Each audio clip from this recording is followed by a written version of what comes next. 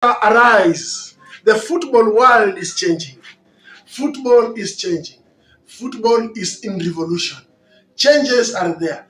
You can see how African teams are struggling to play good football, struggling to document tactics and modern trends. In Africa, we are taught to play football as individuals, but now the football demands that we play it as a team. We work together as a unit. We function all the functions as a unit. Today, I'm going to explain my own view of the orchestra philosophy, of how I think football should be played and football should be viewed.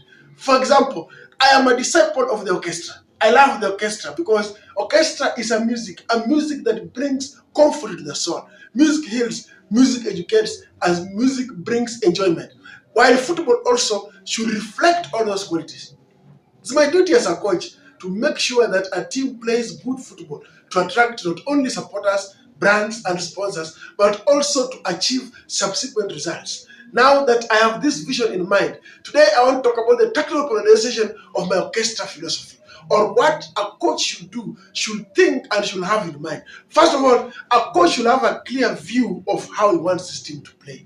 Both in attacking organization, when we play attacking organization, we're talking about build up. Build up in the on half, attacking organization. How do I want to build up? For instance, I like to build up in a 4, either in a back 3 or in a 4. I include the keeper, split the center backs wide, and form this 4. This is my primary build-up phase. You have to be clear in objective of how your team is supposed to build up from this area. And also, after how many safety passes here, you have to know what is my structure. My first structure in build-up is this. What's my overall structure, attacking organization structure in attack? To move, the build-up movement from this half to this half should be very clear. Number 2 is the defensive transition, sorry. Defensive transition is immediately after loss of ball, loss of possession. How do I want my team to react? Is it to press immediately after loss of the ball? Is it to press, make this space smaller? Or is it to drop back, make yourself compact, move in between lines to be compact, then the ball? As a coach, you have to be very clear and categorical. This defensive transition, it is the moment, especially the seconds that the ball is lost. You have to be categorical. Then you have got the defensive organization. This is now the final defensive organization. Is the final defensive structure after the defensive transition. Is the final. Is it a high block? Is it a mid block? Is it a low block?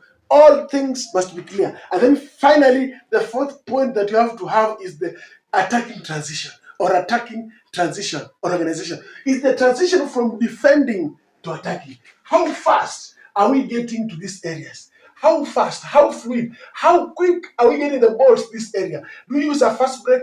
Are we attack this person with numbers? The teams that football demands team to move as a block and retreat as a block or press as a block.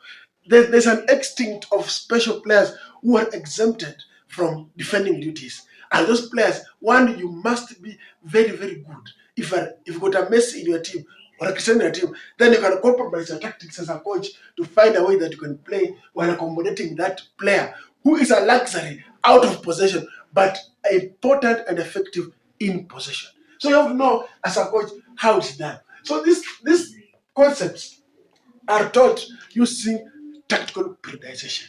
You have to know how am I supposed to approach this game. For instance, if I want to build up in the 4, then in my mind I should know that I'm trying to create an overload of 4 versus 3 here. Whereby if this pressing team is pressing 3 players, then I've got a 1 man who is free, who can connect and move. This free man is what should be key. If they're pressing with a line of 4, then the keeper should step in and form this line, forming this extra man, push this line, and in all scenarios, you have to have numerical superiority, especially in a build-up phase, for you to progress this ball further. Then here the principle should be, or the scale should be, that I'm building up in what manner? I'm building up minimal passes, minimal risk, moving this ball here, but while looking forward to move this ball in this place as quick as possible by allowing this center backs to run this ball, dribbling, cutting in between lines, and passing directly to this zone, for you to allow this attacking transition to occur. So this important team, a good team, the team that builds up effectively and also transitions effectively in the opponent's half. Most of the passes should be played in opponent's half. That's what I believe in as a coach in orchestra philosophy. And African teams and coaches, we need to absorb these modern ideas very fast. As from tomorrow, I'll be talking about the isolation of tactics, of how you can train these tactical elements in your game, isolating them with the concept of tactical periodization.